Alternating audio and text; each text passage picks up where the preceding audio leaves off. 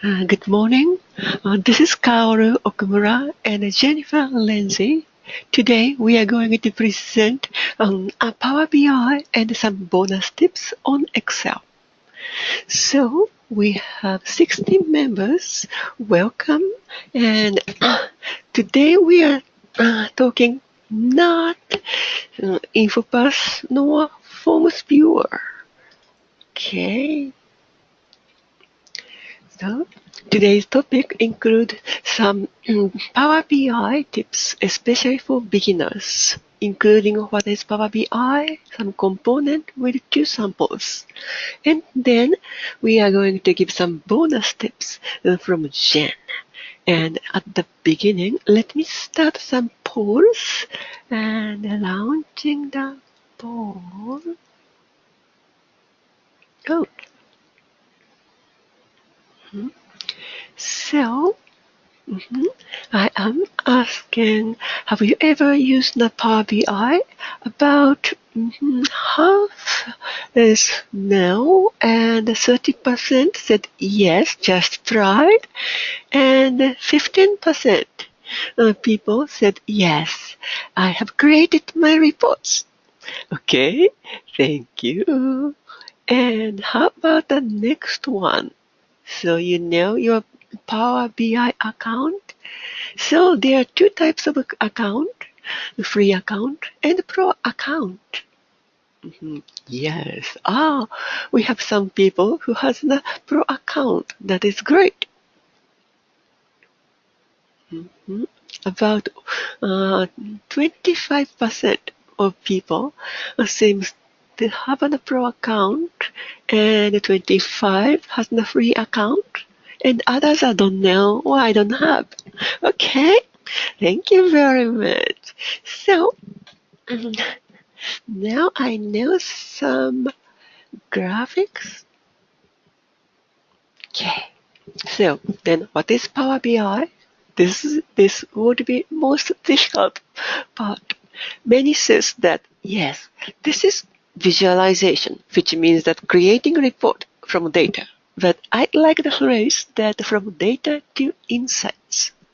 And in Power BI, the process to create the report is more important than just creating the beautiful report.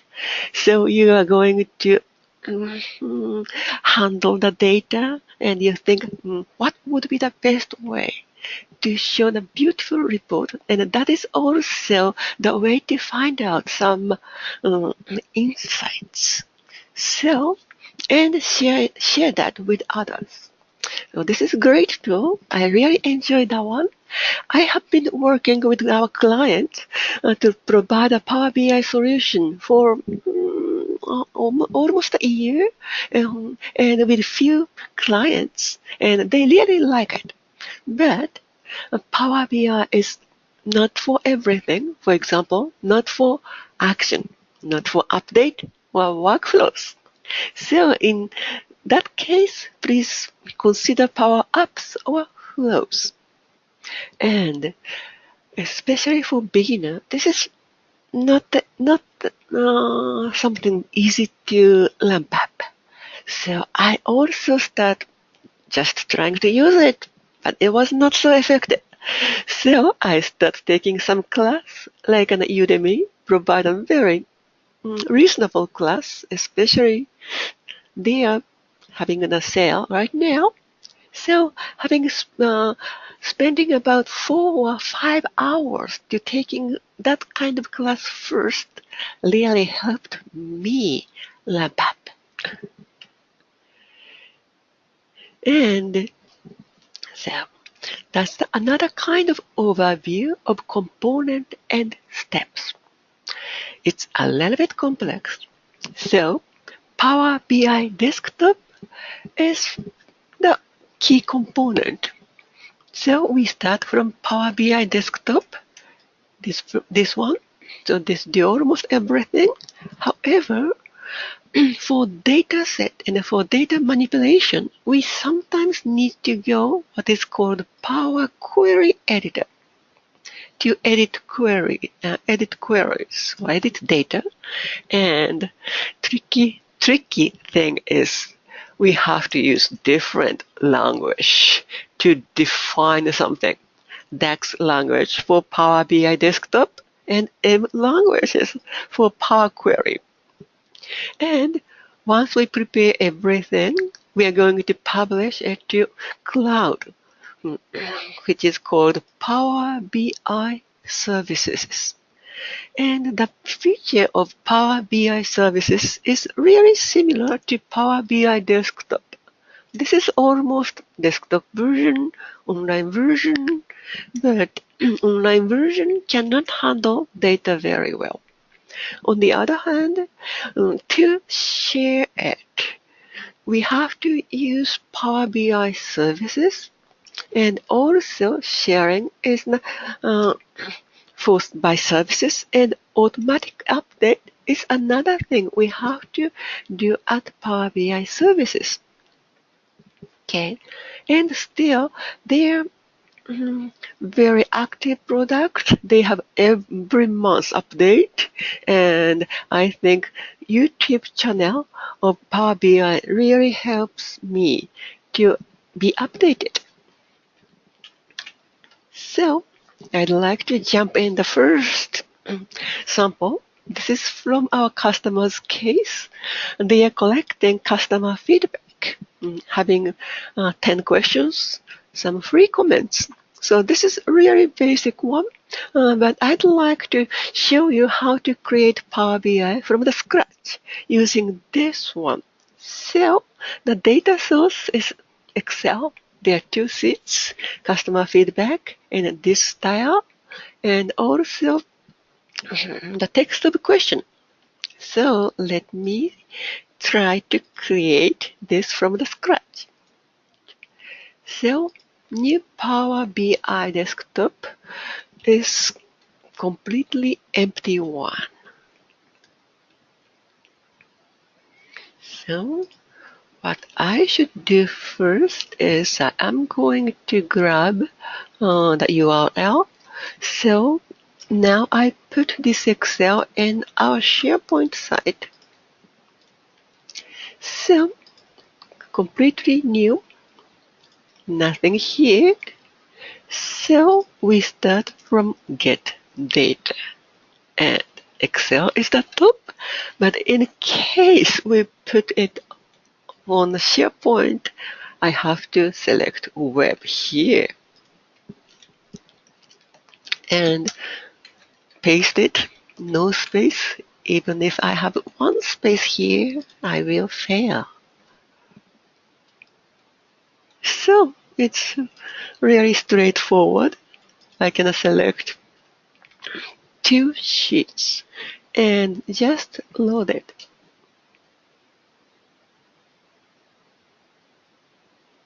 Okay, now you can see there I have 2 data set here.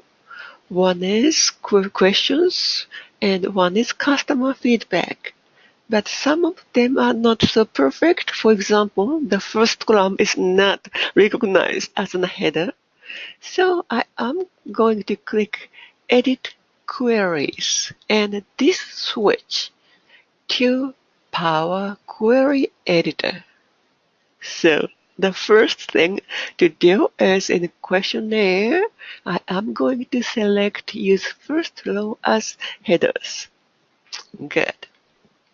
That's it. And for this one, because we have Q1, Q2 in the same line, this is not good to calculate or do something. So I'd like to separate it, everything. So first I'm going to copy. It's a kind of copy, but this is called reference. And I will change this change the name this saying pivot.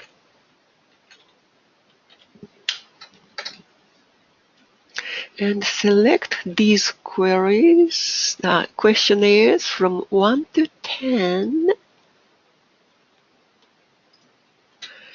And under transform, there is a very powerful command saying unpivot columns. Yes. Then I have the value and the question number and a new rows. So in this one, I am going to change Q number as the header, and the value would be, let's say, score.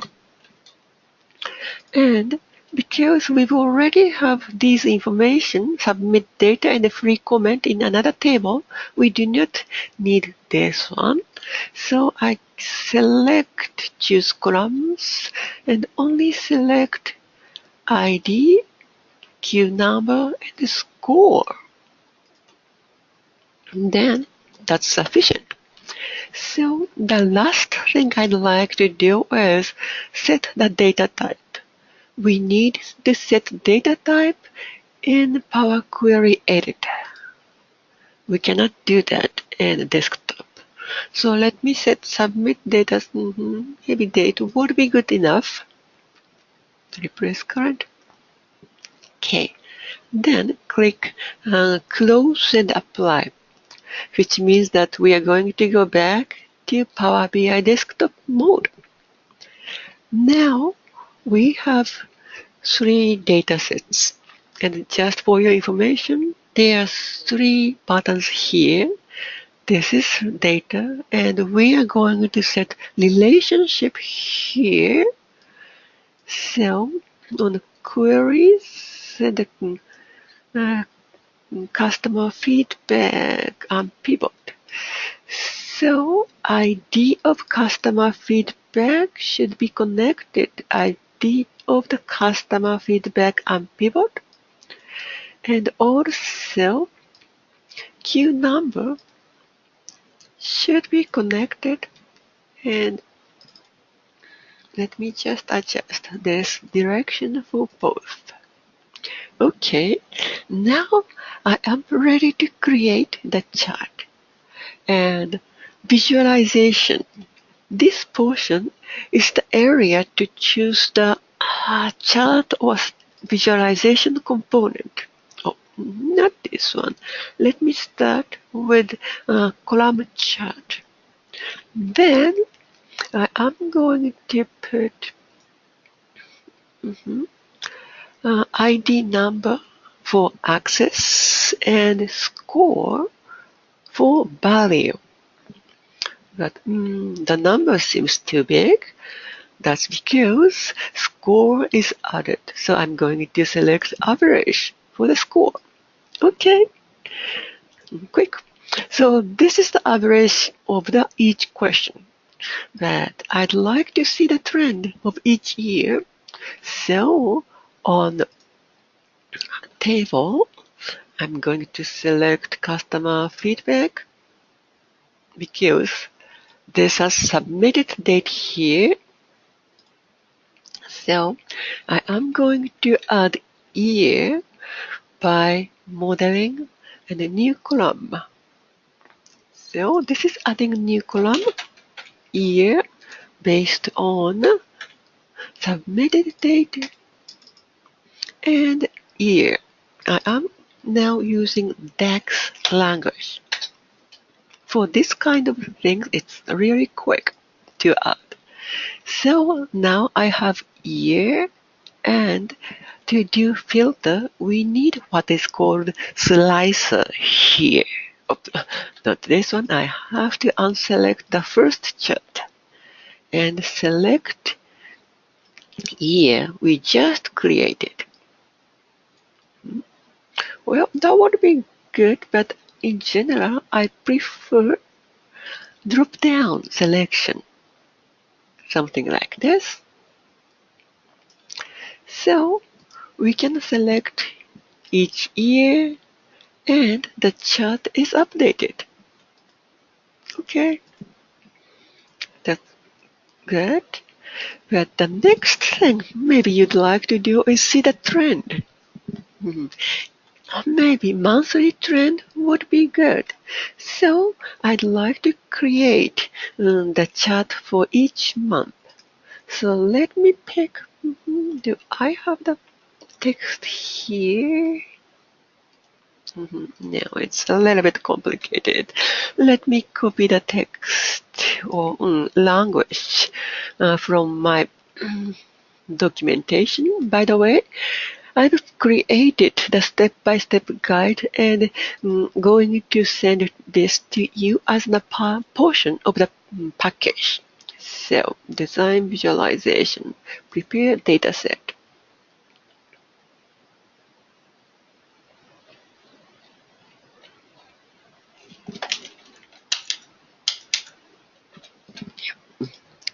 So, this is the way how can we set the year and month. So let me go back to new one and select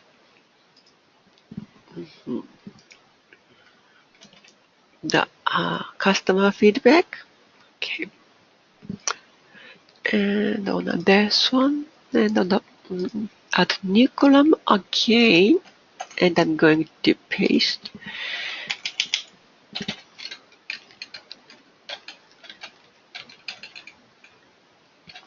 Yes, this is the formatted style based on the submitted date. So now you have year and month style here. So the next chart we are going to create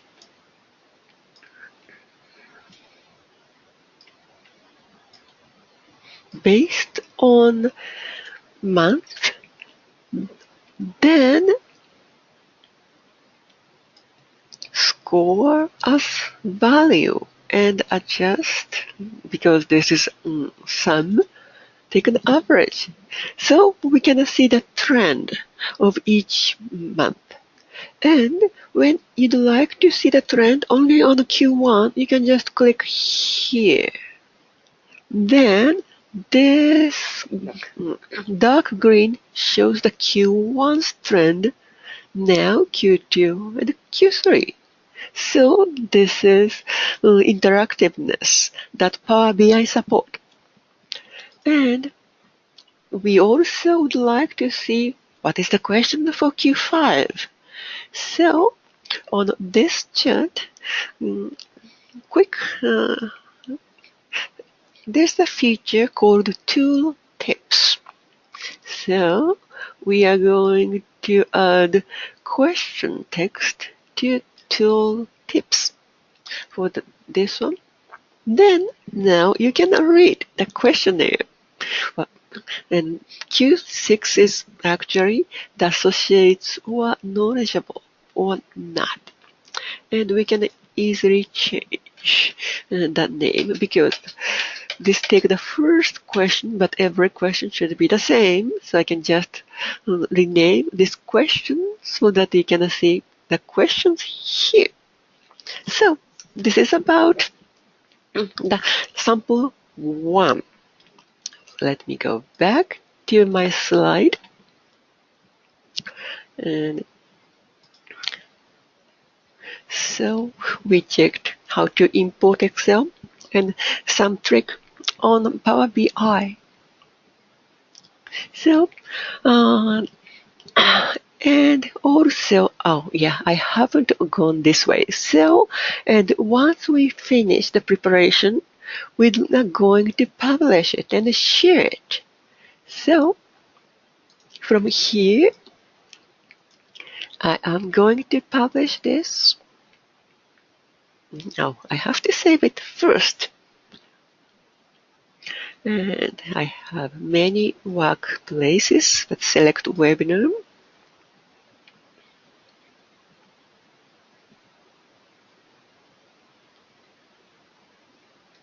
And I'm going to go to the SharePoint and Power BI services online version. So now I can see the chart I just created. So this is online cloud version. So you can see the workspaces and webinar. And what we created is the report. and I just added a new one. And you can share from here and go to report. Okay, new report, and under file, I can see two options here. Publish to web, and this gives me some and give me an iframe code snippet. So this is one way to share the result. Or another option says embed in SharePoint online, and this gives you a different way, but this can be used only in SharePoint modern pages. So let me show the difference. So if you share this iframe, so this is iframe, so you can share it everywhere.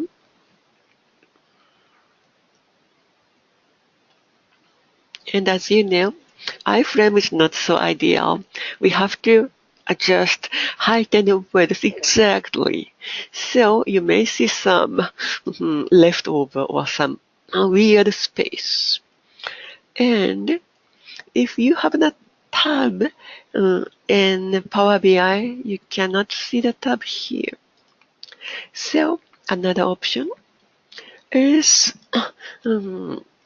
only for modern page. And some of you know the limitation of modern pages, but this shows a little bit better visualization. Now you can see with tab, and it works much better with the width change and so on. Okay, I think I've covered the topic on sample 1. The second solution was, it was a really interesting one. A client is thinking about to create a knowledge base of their document libraries. They have many subsites, and the document library has deep subfolder structures. So we tried SharePoint search, but this is not so perfect, as you know. So we finally created a Power BI solution. So the step itself is really complicated, so I'm going to provide a step in the documentation. So let me just show you how it works in the browser. So this is the second tab, shows the document finder. And now we have the sample from our document library. So we have, for this webinar, we imported 2 document library on Qdabra web related one or product testing one. You can see this portion changed, and also we have the category tag, which can be assigned, multiple tag can be assigned for each one. So we can filter how to or DBXL and multiple one, and even SQL or so on. So multiple tag selection, and we can select editor or modified range. Nothing from very old one. Oh, it's just slow. Okay. And Slicer has interesting feature to search. If you turn on search and start typing some file name like Q rules, this portion shows only the file name that contains test or preview I want our no preview. Deployment. Yes. And another feature I added is a drill down. So in fact, this is third-party visualization component, but it is really interesting that you can drill down only on this folder or even only on this field folder. So now nothing in it. And how about how to? We created a lot of folders, but not every folder contains the document. So this is about a solution. So there are many complex steps on this to create this one. But for example, I can just pick it up. We can combine two datasets into one.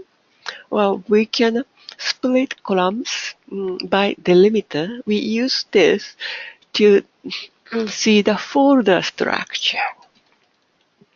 And there is a technique, a little bit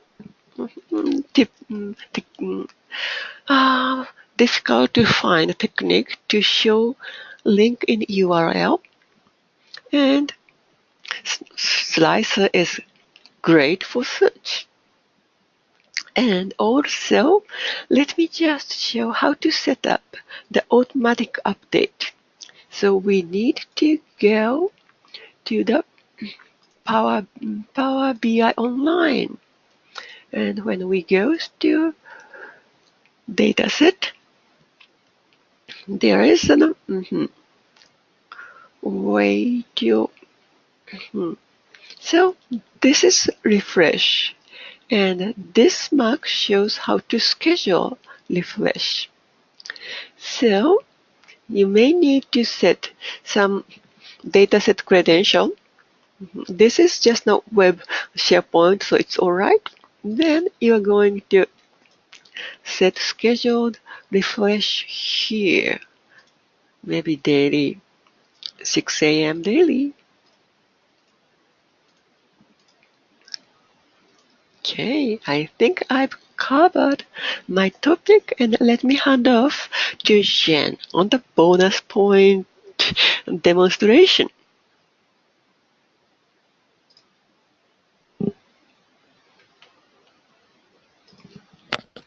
All right, thanks, Kaoru. Give me 1 second here to share out my screen and we'll continue.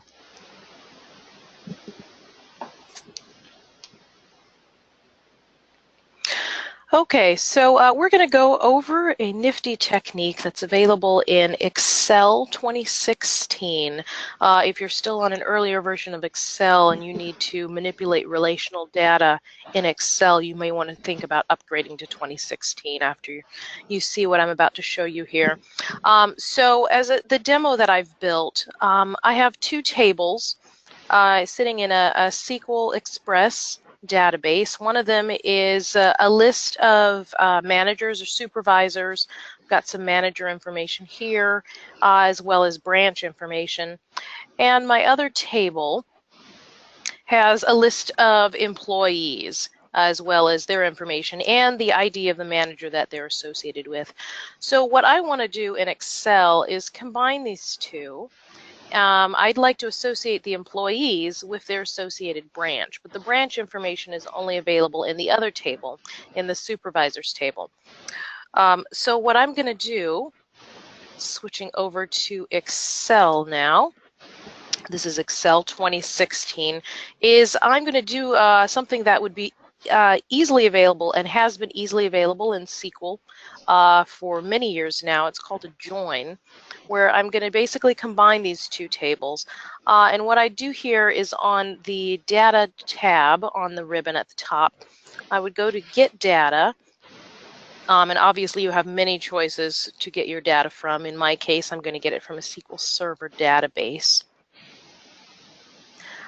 And once this menu pops up, I would enter the server name as well as the port, if there's a special port, if you're not using the default SQL port to connect, as well as the name of the database. However, I've already connected to this database, so I'm going to do this another way click cancel here, I'm going to go up to recent sources. And if I click this, it's going to show me a list of recent data sources outside of Excel that I've connected to. And here at the top of that list is the database that I want to connect to. So I'm going to click that, select connect, and it is going to connect me to that particular database and show me all of the tables available below that I can import data into Excel from. So give this a little bit here. My connection is a bit slow because I'm running a VPN to connect to this particular server that the database resides on. So in here you'll see that it has these same two tables that I just showed you in SQL Server Management Studio. And I have the ability to select multiple items, so I only have to do this once. I can select both of these tables, and then I would click load. Now, for aforementioned reasons, because of the VPN, this will take forever. I tried it while Kaoru was presenting her portion. So instead of clicking load here, which is what you would do to load both of these tables into Excel 2016, I'm simply going to pop open the Queries and Connections pane because I've already loaded these both in here to save us a little bit of time. So you'll see over here there are two queries that have been loaded in here, and this is different. This is a new feature in 2016 that's not available in Excel 2013. If I quickly switch over to Excel 2013, this is 2013 on the Data tab, you'll see that this really only has connections. So it's not treating these as actual queries, it's just connecting to the data, and you can only do a certain amount of manipulation, and certainly not what I'm about to show you. So let's switch back to Excel 2016. Over here I have these two queries, and if I hover over either one of them, it'll bring up a summary of the data in there and some other information. What I'm going to do is go down here to this edit, and that's going to bring up the query editor. And this is actually the Power Query. This is Power Query for Excel. This was available as an add-in in Excel 2013, and with Excel 2016, it's bundled as part of the native application. All right, so here I am. Right now it's showing the employees query that I just ran. And what I want to do is go here to Merge Queries. And I'm going to select Merge Queries as New because I want my merged query to be an entirely new query in my workbook. So I'm going to select Merge Queries as New. And in a moment here, it's going to bring up the Merge pop-up window. And now I simply select the two tables that I would like to combine information from. So it's already selected the Employees table at top. Down below, I'm going to select the Supervisors table. And then all that's left to do is select the column from both tables that should be used to perform the merge or the join in SQL terminology. So at the top, this is the manager ID for the employees. And at the bottom, in the supervisors table, this is simply the ID field. And down here, you can choose all different kinds of joins, and you can read up on what all these different types of joins do online. Because my data in this example is so similar, or sorry, is so simple rather, all of these joins are going to do exactly the same thing. If you had more complicated data structures, they would indeed combine different elements from both tables. So it doesn't matter which one I select, I'm just going to choose an inner join. It's one of the more common ones that people do. And now I'm going to click OK. And this is going to create an entirely new query that combines elements from both tables. And now I'm going to give this a name. I'm just going to call it Employee Supervisor for the heck of it. So I've named this new employee, so it no longer has the default value. And here it's showing me the merger or the join of these two tables. Now you'll see the supervisor's information has been added and it just says table here. So to actually see the columns in the supervisor table, you need to click this little icon with a double-headed arrow up here.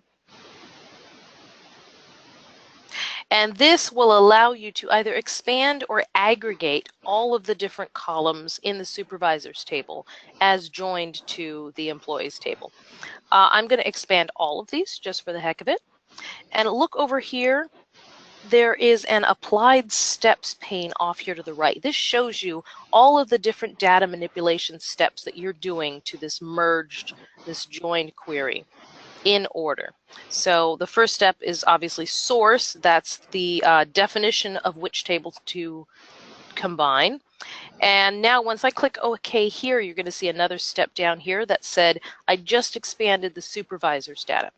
So now you'll see, and right now we're still in the query editor. This is still just a preview of the data as a result of the merge. Oops, excuse me. There we go, back to query editor. And if I scroll over here to the right, you'll see it has all of this information. Now, just for the heck of it, I decided to join these because I wanted to know what branch all the employees were in. So I really don't care about the supervisor's name or their email or their phone number. I just want this branch information. So what I'm going to do is go to here. You can either choose the columns you want to keep or remove the columns you don't want to keep. I like to choose the columns that I want to keep. So I'm going to go to choose columns.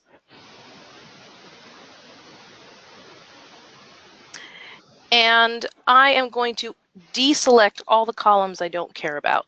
So I don't care about supervisor name or ID or phone or email. I just want branch. And now I'm going to click OK. And you will see this is the result of my merged and edited query. I now have all of my employees as well as the branch information that they're associated with. So I'm done manipulating the data from this merge, from this join, and I am done. So I'm simply going to click close and load up here. And this will load all of the data from that merge query that I just performed into a new sheet. And here you go. Here's the result of my merge. I have all of the information from the employees table along with the branch information that I pulled from the supervisors table. And if I want, this is just an automatic naming of the column that you pull in from the other table. I don't really care that this came from the supervisors table anymore, so I'm just going to delete that part of the column header and call that branch. And there you have it. This is the result of merging a query. Obviously, if you have very complicated data, for example, if you have parent-child relationships, you have a parent table, and each row in the parent table corresponds to multiple rows in a child table. You can do all sorts of different types of joins there to pull in only certain rows from the child tables and merge them with their corresponding rows in the parent tables. So this is really a very powerful feature that is now available in Excel 2016. And again, to get to that, you would go to the Data tab. Once you have your basic queries loaded, you'd pop open this Queries and Connections pane, hover over any one of the tables you want to combine, and click Edit to bring up that Query Editor menu.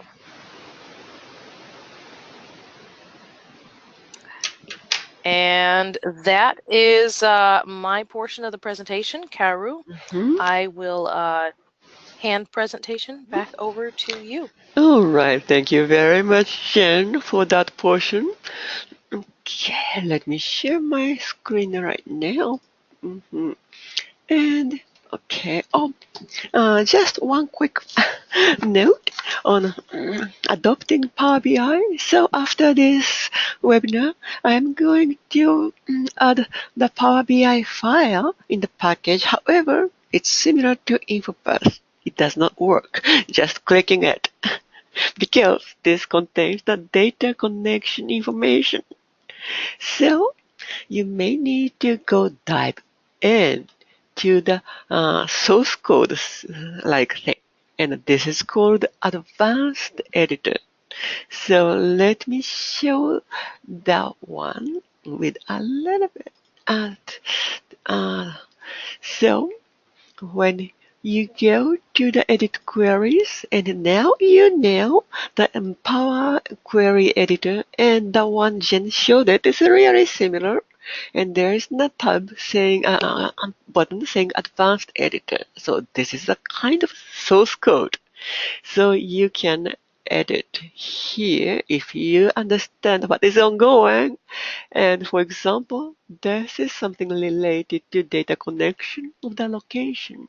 However, if the one is on the SharePoint library or so on, they contains a lot of unique information. So it's not so easy.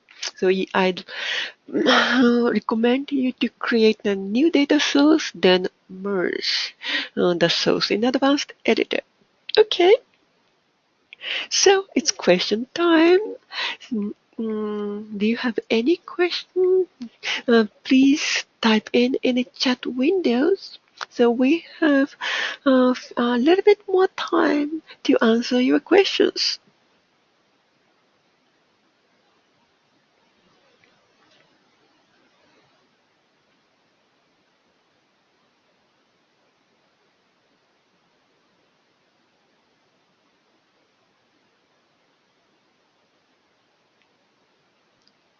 Okay.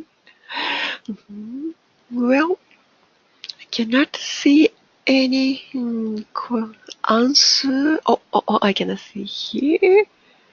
Great, thank you. One person said very cool, great for one-off report need when someone needs to info quickly. And another question says, thank you for the great presentation. All right.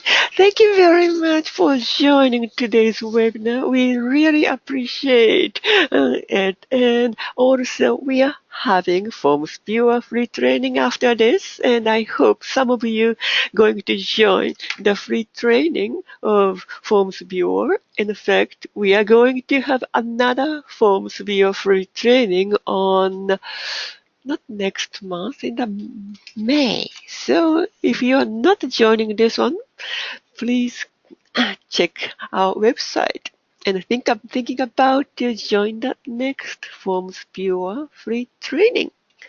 Thank you very much and hope to see you in some other training or webinar.